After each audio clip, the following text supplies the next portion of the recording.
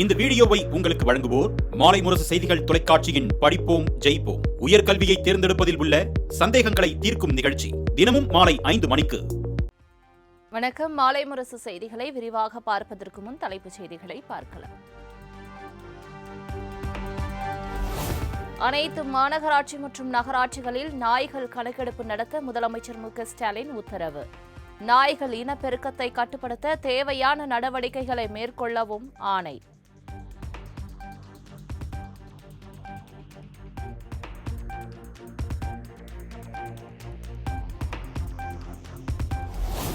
கால்நடை அறிவியல் பல்கலைக்கழகம் மற்றும் அதன் விரிவாக்க மையங்களில் நாய்கள் கருத்தடை பணிகளை மேற்கொள்ள வேண்டும்.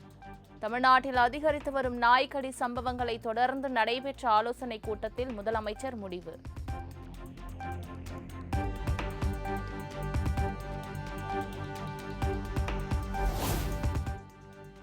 பாஜக கூட்டணி குறித்து பொதுவெளியில் எந்த ஒரு விமர்சனத்தையும் வைக்க வேண்டாம். செயற்குழு கூட்டத்தில் அதிமுக பொதுச் செயலாளர் எடப்பாடி பழனிசாமி அறிவுறுத்தல்.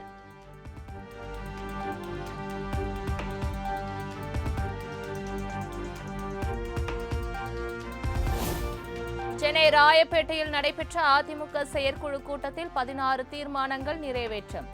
பஹல்காம் தாக்குதலில் உயிரிழந்தவர்களுக்கு அஞ்சலி. மெகா கூட்டணியை அமைக்க வியூகம் வகுக்கும் எடப்பாடி பழனிசாமிக்கு பாராட்டு.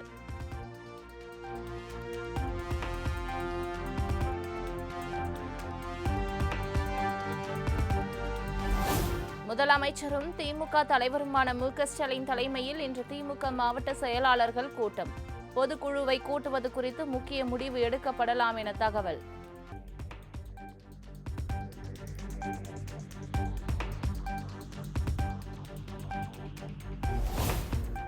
அதிமுக பாஜக கூட்டணி குறித்து முதலமைச்சர் மு.க.ஸ்டாலின் விமர்சிப்பது சாத்தான் வேதம் ஓதுவது போல் உள்ளது. ஊழல் கூட்டணிக்காரர்கள் எங்கள் கூட்டணி பற்றி பேசுவது சிரிப்புதான் வருகிறது என நிர்மலா சீதாராமன் பேட்டி. ஹூஸ் கோட்டிங் தி பைபிள்னுவாங்க. நான் அந்த வார்த்தையை உபயோகிக்கல. எஸ்ன்னு ஆரம்பிக்கும் இல்லீங்களா? நம்ம எல்லாருக்கும் புரியும். அந்த மாதிரி இருக்குது விவகாரம். கூட்டணி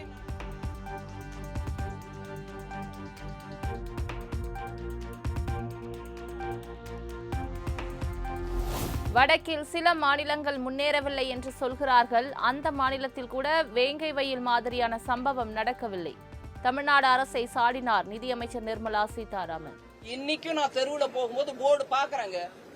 ஜாதி பேருடன் பேரு இந்த தமிழ்நாட்டுல இன்னைக்கும் இருக்குது.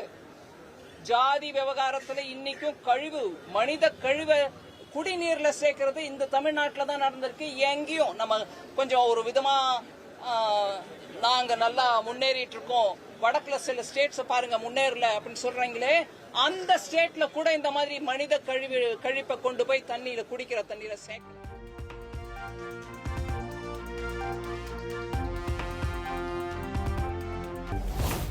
முன்னாள் IAS அதிகாரி சகாயத்திற்கான பாதுகாப்பை திரும்ப பெற்றிருப்பது அதிர்ச்சி அளிப்பதாக திருமாவளவன் கருத்து. உரிய பாதுகாப்பை தமிழ்நாடு காவல்துறை வழங்க வலியுறுத்தல். அவருக்கு அச்சுறுத்தல் இருப்பது அனைவரும் அறிந்த ஒன்று. அச்சுறுத்தல் தொடர்கிறது என்கிற நிலையில் தமிழ்நாடு அரசு காவல்துறை அவருக்குரிய பாதுகாப்பை மறுபடியும் வழங்க வேண்டும், அதை உறுதிப்படுத்த வேண்டும் என்று வலியுறுத்துகிறேன்.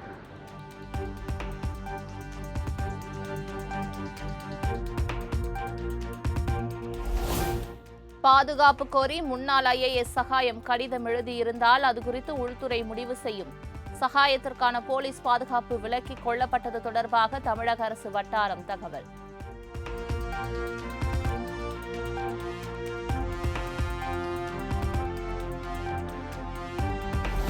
தேசிய ஜனநாயக கூட்டணியில் தாவேகா இணைவது குறித்து அடுத்த 1 வருடத்தில் முடிவு செய்யப்படும். சென்னை விமான நிலையத்தில் பாஜக மாநில தலைவர் நயினார் நாகேந்திரன் பேட்டி. நடைபெறதா பேசப்படுது. அதெல்லாம் 1 வருஷம் டைம் இருக்கு, அதை பார்த்துட்டு நம்ம பண்ணலாம். அதே ஒரு செய்தி வெளியே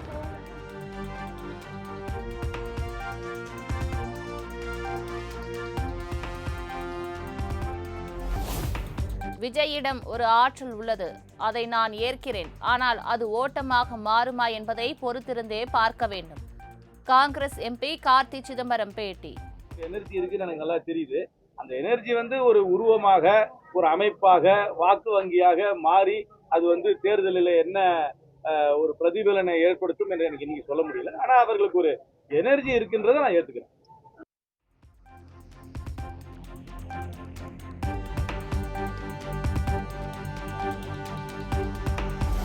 கொடைக்கானலில் கொட்டும் மழையையும் பொருட்படுத்தாமல் விஜயை காண காத்திருந்த ரசிகர்கள். ஜனநாயகன் ஷூட்டிங் முடிந்து ஹோட்டலுக்கு செல்லும் வழியில் காரில் இருந்தபடி கையசைத்து சென்ற விஜயை கண்டு உற்சாகம்.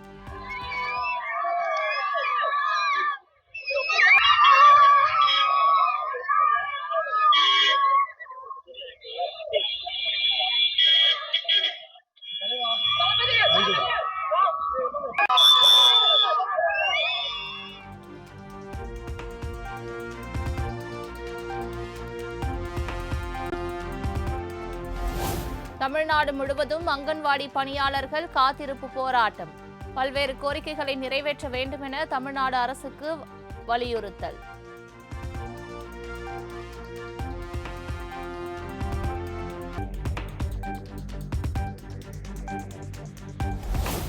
போராட்டத்தில் ஈடுபடும் அங்கன்வாடி பணியாளர்கள் ஒழுங்கு நடவடிக்கை எடுக்கப்படும் என அமைச்சர் கீதா ஜீவன் எச்சரிக்கை. அரசு கோடை விடுமுறை வழங்கிய பின்பும் காத்திருப்பு போராட்டம் நடத்துவது சட்டவிரோதம் எனவும் காட்டம்.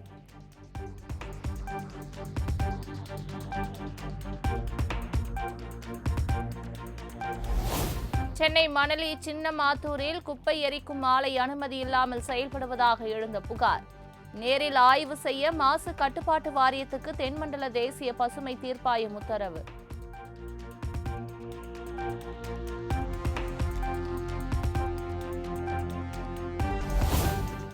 நடிகை விஜயலட்சுமி விவகாரத்தில் சீமானுக்கு எதிரான புலன் விசாரணைக்கு இடைக்கால தடை நீட்டிப்பு. சீமானின் மேல்முறையீட்டு மனுவுக்கு பதில் அளிக்க நடிகைக்கும் தமிழ்நாடு அரசுக்கும் உச்சநீதிமன்றம் உத்தரவு.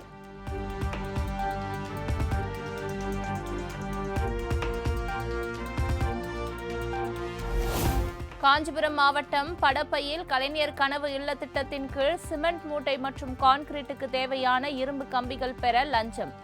சமூக வலைதளங்களில் பயனாளர் ஒருவர் வெளியிட்டுள்ள வீடியோவால் அதிர்ச்சி. நான் கொடுக்குறேன், இல்லைன்னு சொல்லல.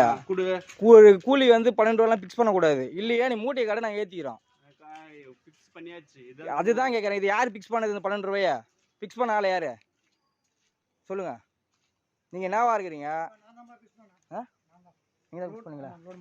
ரோடுமேன் நீங்கள் இருக்கீங்க. தயவுகிட்ட கேட்குறேன். ரோடுமேன் நீங்கள் தான், உங்களுக்கு வேணாம்லாம் சொல்ல.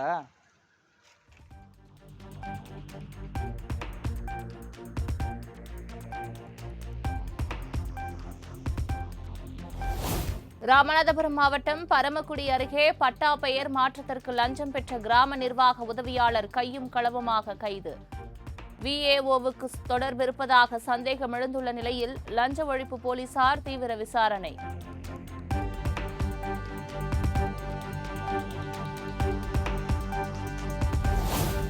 தென்காசியில் கொட்டி தீர்த்த கனமழையால் சங்கரன் கோவில் சங்கர நாராயண சுவாமி கோவிலுக்குள் குளம் போல் தேங்கிய மழைநீர்.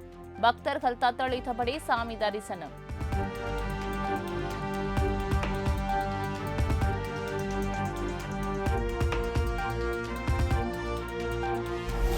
தமிழ்நாட்டின் பல்வேறு பகுதிகளில் சூறை காற்றுடன் பெய்த கனமழை.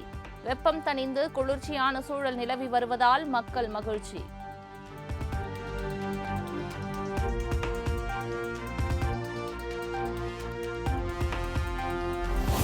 ஈரோடு மாவட்டம் சத்தியமங்கலம் அருகே கொட்டி தீர்த்த கனமழையால் ஓடையில் கரை புரண்டு ஓடிய வெள்ளம். தண்ணீர் ஆர்ப்பரித்து செல்லும் நீர்நிலைகளில் யாரும் இறங்க வேண்டாம் என அறிவுறுத்தல்.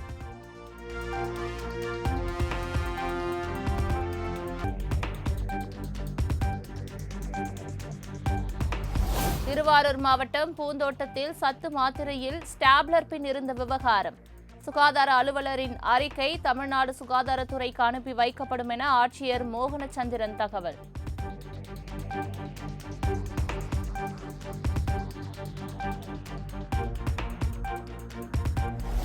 ஆவடி அருகே நீதிமன்ற உத்தரவுப்படி ஆக்கிரமிப்பு இடத்தில் இருந்த கோயிலை இடித்து அகற்றிய அதிகாரிகள்.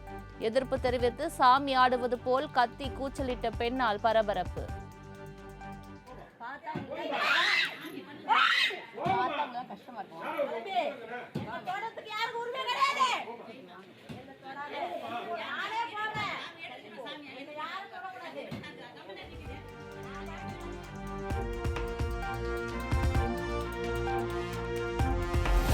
கோவை மாவட்டம் மேட்டுப்பாளையம் கோத்தகிரி மலைப்பாதையில் வாகனங்களை வழிமறித்த காட்டு யானையால் பரபரப்பு.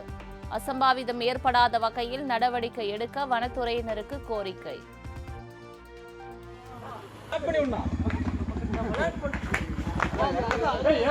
கீழே அது இறங்குறதுக்கு வழி இல்ல.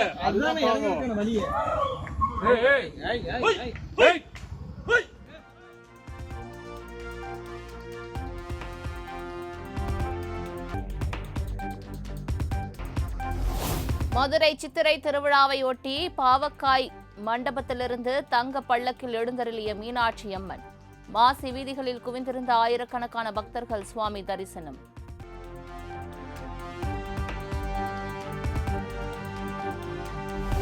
மதுரை சித்திரை திருவிழாவை காண வந்த பக்தர்களின் தாகத்தை தணிக்க தித்திப்பான ரோஸ் மில்க்.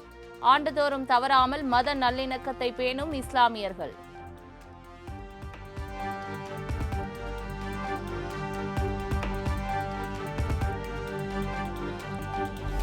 சென்னை எழும்பூர் நாகர்கோவில் வந்தே பாரத் ரயிலின் பெட்டிகளை அதிகரிக்க தென்னக ரயில்வே அனுமதி. 16 பெட்டிகளுடன் இயக்கப்பட்டு வரும் நிலையில் 20 பெட்டிகளாக அதிகரிக்க உத்தரவு.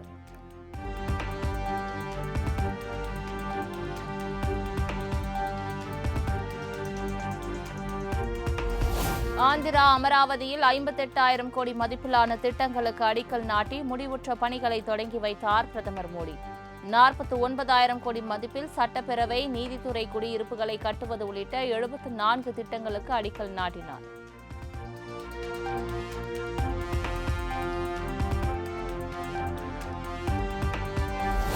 அமராவதியில் திட்டங்கள் நிறைவேற்றப்படுவதை பார்க்கும்போது கனவு நனவாகுவதை உணர முடிகிறது. ஆந்திராவின் அமராவதி செயற்கை நுண்ணறிவு, தகவல் தொழில்நுட்பம் மற்றும் பசுமை எரிசக்தியின் மையமாக மாறும் எனவும் பிரதமர் மோடி உறுதி.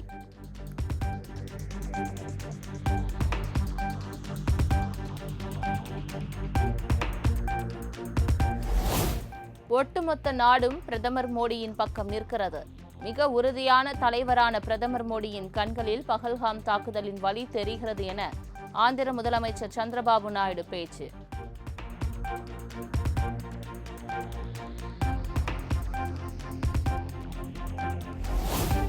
கடந்த 3 ஆண்டுகளில் இந்திய யூடியூபர்கள் 21,000 கோடி ரூபாய்க்கு மேல் வருவாய் ஈட்டியுள்ளதாக யூடியூப் சிஇஓ நீல்மோகன் தகவல். இந்தியாவில் யூடியூப் சேனல் தொடங்குவதை பலரும் குடிசை தொழில் போல ஆரம்பித்து வருவதாக கருத்து.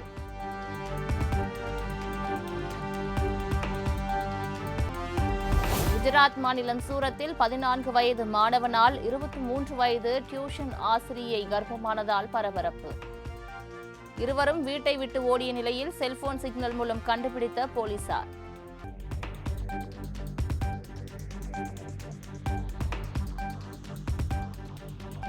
உத்தரகாண்ட் மாநிலம் ரிஷிகேஷில் சாலையில் நிறுத்தப்பட்டிருந்த ஸ்கூட்டியை ஓட்டிய மாடு. சாலையில் சிறிது தூரத்திற்கு மாடு ஸ்கூட்டியில் சென்ற சிசிடிவி காட்சி வைரல்.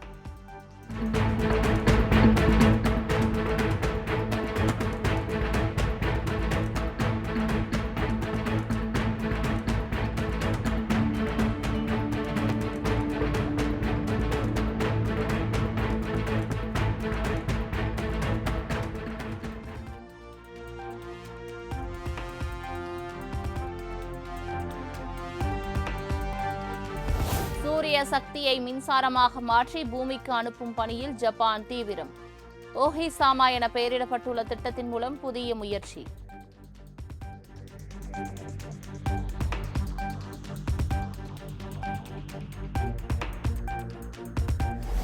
அர்ஜென்டினாவில் ஏற்பட்ட நிலநடுக்கம் ரிக்டர் அளவுகோலில் 7.4 பதிவு. சுனாமி எச்சரிக்கை விடுக்கப்பட்டுள்ளதால் மக்கள் அச்சம்.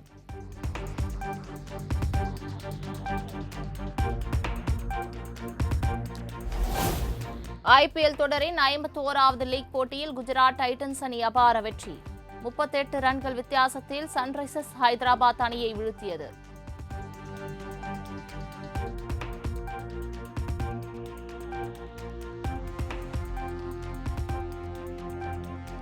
ஐபிஎல் தொடரின் 52வது லீக் போட்டியில் இன்று ஆர்சிபியை எதிர்கொள்கிறது சென்னை சூப்பர் கிங்ஸ் அணி. தொடர் தோல்விகளிலிருந்து சென்னை தப்பிக்குமா என ரசிகர்கள் ஆவல்.